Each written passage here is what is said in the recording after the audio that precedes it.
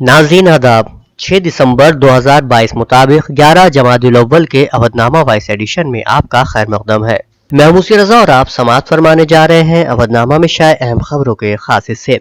Uttar Pradesh assembly के सरमाई इजलास के पहले दिन पीर को योगी आदित्यनाथ हुकूमत ने माली साल 2022-23 बजट के तकरीबन 33,769.52 करोड़ रुपए का ज़िमनी बजट पेश किया, जिसमें तकरीबन 14,000 करोड़ रुपए की तजवीज़ नई स्कीमों पर खर्च करने की है। वजीर मालियात सुरेश कुमार खन्ना ने असेंबली में ज़िमनी बजट को ऐवान में रखा, वहीं कानून साज कौंसिल में नायब वजीर आला केशव प्रसाद मौर्य ने ज़िमनी बजट पेश किया।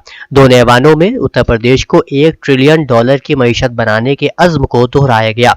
सबसे ज्यादा 8,000 करोड़ रुपए की रकम इंडस्ट्रियल डेवलपमेंट अथॉरिटीज को प्राइवेट इंडस्ट्रियल पार्क और हब के तौर पर फरोग देने के लिए मुख्तस है। यूपी में मैनपुरी लोकसभा सीट और रामपुर और खतौली सीटों पर ज़िमनी इंतखाबात के लिए वोटिंग शाम 6 बजे खत्म हुई। मैनपुरी में शाम 5 बजे तक 51.20%, खतौली में 56.46% और रामपुर में 31.22% पोलिंग रिकॉर्ड की गई। इस ज़िमनी इंतखाब में एसपी और बीजेपी के दरमियान सीधा मुकाबला है। यहाँ एसपी और बीजेपी के उम्मीदवारों समेत कुल 10 उम्मीदवार मैदान में हैं।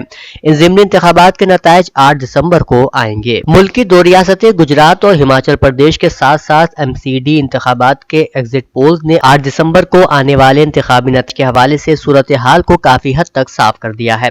जहाँ के एग्जिट पोल्स ने गुजरात और हिमाचल प्रदेश में बीजेपी को दोबारा अक्सरियत दी है, वहीं बीजेपी 15 साल बाद एमसीडी इंतखाबात में हारती दिखाई दे रही है।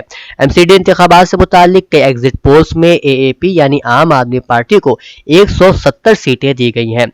दोनों रियासतों में वोटों की गिनती यानी इंतखाबी नताइज का ऐलान जुमेरात 8 दिसंबर को किया जाएगा, जबकि 4 दिसंबर को म्युनिसिपल कॉर्पोरेशन ऑफ दिल्ली यानी एमसीडी के लिए होने वाले इंतखाबात के नताइज का ऐलान 7 दिसंबर को किया जाएगा। सुप्रीम कोर्ट ने तारीख की किताबों में ताजमहल के बारे में दी गई गलत मालूमात को हटाने के लिए दायर अर्जी को मुस्तरद कर दिया और इस मफाद आम्मा की अर्जी पर समाअत करने से साफ इनकार कर दिया है। सख्त तबसरा करते हुए अदालत उज़्मा ने कहा कि इन मामलात पर गौर करना आर्कियोलॉजिकल सर्वे ऑफ इंडिया का काम है। गुजरात में दूसरे मरहले की पोलिंग खत्म होने के फौरन बाद पीएम मोदी ने दिल्ली में भारतीय जनता पार्टी की 2 रोजा हिकमत अमली मीटिंग बुलाई है। पीएम मोदी ने पीर को इस मीटिंग का इफ्तिताह भी किया। सराय के मुताबिक इस मीटिंग में पीएम मोदी और वजीर दाखिला अमित शाह अगले साल मुख्तलिफ रियासतों में होने वाले असेंबली इंतखाबात के साथ साथ 2024 में होने वाले लोकसभा इंतखाबात के हवाले से खुसूसी हिकमत अमली पर तबादला ख्याल करेंगे। अवधनामा के जहानुमा सफ़े के मुताबिक अफ्रीकी मुल्क नाइजीरिया के शोरिश ज़दा इलाके में मुसल्लह अफराद के एक ग्रुप ने मस्जिद पर हमला किया और 19 नमाजियों को अगवा करके फरार हो गए। ये वाक़या नाइजीरिया की रियासत कात्सीना के एक गाँव में पेश आया, जहाँ मुसल्लह हमला आवरों ने नमाज मगरिब के दौरान फायरिंग भी की, जिसमें पेश इमाम समेत 6 अफराद जख्मी भी हुए। मोटरसाइकिल सवार मुलजिमान ने नमाजियों को यरगमाल बना लिया और एक ट्रक मंगवा कर उन्हें अगवा करके अपने हमराह ले गए। मकामी पुलिस के तर्जुमान ने बताया कि फायरिंग के बाद उन्होंने 19 नमाजियों को अगवा कर लिया और फरार हो गए। पुलिस के मुताबिक मुसल्लह गिरोह लोगों को तावान के लिए अगवा करते हैं और तावान वसूली के बाद उन्हें रिहा कर दिया जाता है। तुर्की के सदर रजब तैयब एर्दोआन ने कहा है कि हमने मुल्क भर में एक ऐसा माहौल कायम किया है कि जिसमें दीन, फिक्र और नस्ल की बुनियाद पर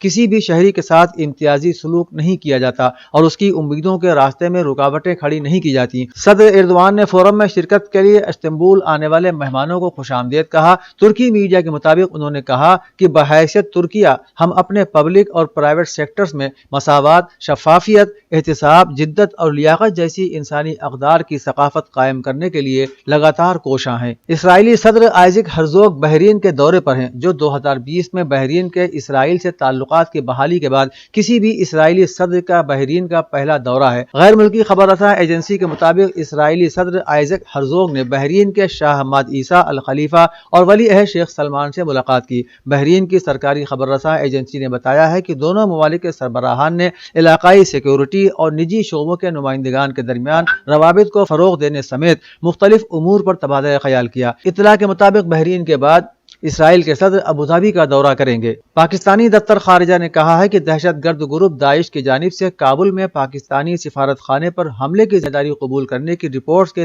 حقائق کی تصدیق کی جا رہی ہے۔ رپورٹ کے مطابق رواں ہفتے کانگریس کو بھیجی گئی رپورٹ میں کہا گیا ہے کہ سیکورٹی امور کے ماہرین اس خیال سے اتفاق نہیں کرتے کہ طالبان بغیر کسی بیرونی مدد کے اپنی نام نہاد صلاحیت کے بلبوتے پر داعش سے نپٹنے کی صلاحیت رکھتے ہیں۔ کانگریشنل ریسرچ سروس رپورٹ میں مزید کہا گیا ہے کہ طالبان کے لیے ایک اور بڑا اور زیادہ طاقتور مسلح ممکنہ خطرہ داعش سے منسلک گروپ اسلامک اسٹیٹ خراسان ہے، جو کہ طالبان کا دیرینہ مخالف ہے۔ فرانس کے صدر ایمانوئل میکرون نے جنگ یوکرین کی وجہ سے یورپ کے کمزور ہو جانے کا اعتراف کرتے ہوئے کہا کہ یورپ کے کمزور ہونے سے نہ تو امریکی حکومت کو کوئی فائدہ ہوگا اور نہ ہی امریکی سماج کو، وہ بھی ایسی صورت میں کہ جب اس جنگ کے اخراجات امریکہ اور یورپ کے لیے برابر نہیں ہیں۔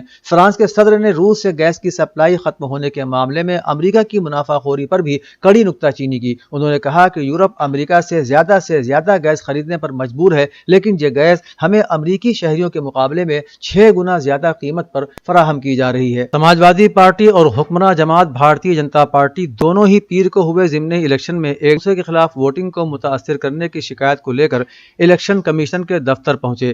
ایس پی نے مین پوری لوک سبھا سیٹ کے علاوہ مظفر نگر کی کھتولی اور رامپور اسمبلی حلقے میں رائے دہندگان کو ووٹ ڈالنے سے روکنے کے لیے پولیس کے بیجا استعمال کا بی جے پی پر الزام لگایا۔ وہیں بی جے پی نے چیف الیکشن افسر کو مین پوری لوک سبھا ضمنی الیکشن میں سماجوادی پارٹی کے ذریعے لاقانونیت پھیلانے اور ووٹنگ کو متاثر کرنے کی شکایت کر کارروائی کا مطالبہ کیا ہے۔ اتر پردیش میں مین پوری لوک سبھا سیٹ اور رامپور اور کھتولی سیٹوں پر ضمنی انتخابات کے لیے ووٹنگ ہوئی۔ اس حوالے سے اکھلیش یادو نے کہا کہ رامپور میں لوگوں کو کہیں بھی جانے نہیں دیا گیا اور بلا وجہ پولیس لوگوں کی جانچ کر رہی ہے، جن کے پاس آئی ڈی ہے انہیں بھی واپس کیا گیا۔ ایس پی کے ووٹ والے علاقوں اور دیہاتوں میں باہر سے آئے سیکورٹی فورسز کو تعینات کیا گیا ہے۔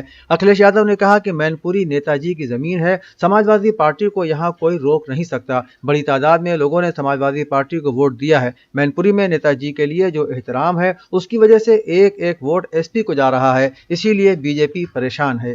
مظفر نگر کی کھتولی اسمبلی کے ضمنی انتخاب کے لیے پیر کی صبح سے ہی ووٹرز پولنگ اسٹیشنوں پر اپنے ووٹ کا استعمال کرتے نظر آئے اور کھتولی اسمبلی حلقے کے سونٹا کے رہنے والے 90 سالہ مہک سنگھ سائیکل پر سوار پولنگ بوتھ پہنچے اور اپنا ووٹ ڈالا۔ مہک سنگھ کو اب بھی سائیکل چلانے کا شوق ہے۔ انہوں نے ہندوستان کی زیارت گاہوں اور میٹروپولیٹن شہروں میں سائیکل کے ذریعے بہت طویل سفر کیے ہیں۔ مہک سنگھ فخر کے ساتھ پیر کو سونٹا کے پولنگ بوتھ پر سائیکل پر سوار ہو کر ووٹ ڈالنے پہنچے۔ وہ کہتے ہیں کہ ووٹنگ سڑکوں کی ترقی، مہنگائی پر لگام اور کسانوں مزدوروں کے مفادات کو مد نظر رکھ کر کی جانی چاہیے، اور یہ بھی کہ ووٹنگ قوم کے مفاد میں ضروری ہے۔ اتر پردیش میں آج ہوئے ضمنی الیکشن میں سرکاری مشینوں کے غلط استعمال کے اکھلیش یادو کے الزام پر تبصرہ کرتے ہوئے اتر پردیش کے نائب وزیر اعلیٰ کیشو پرساد موریہ نے کہا کہ غنڈہ گردی ایس پی کی فطرت ہے، جبکہ جمہوری نظام میں یقین رکھنے والی بی جے پی کی حمایت میں عوام بلا کسی تردد کے ووٹ کر رہے ہیں۔ مین پوری لوک سبھا اور رامپور اور کھتولی اسمبلی حلقوں میں موریہ نے ایس پی صدر کے الزام کو بے بنیاد قرار دیتے ہوئے کہا کہ یادو ہار کی خوف سے گھبرائے ہوئے ہیں۔ ایس پی کی غنڈہ گردی سے عوام اچھی طرح سے واقف ہیں، لیکن یوگی حکومت میں انہیں غنڈہ گردی نہیں کرنے دی جائے گی۔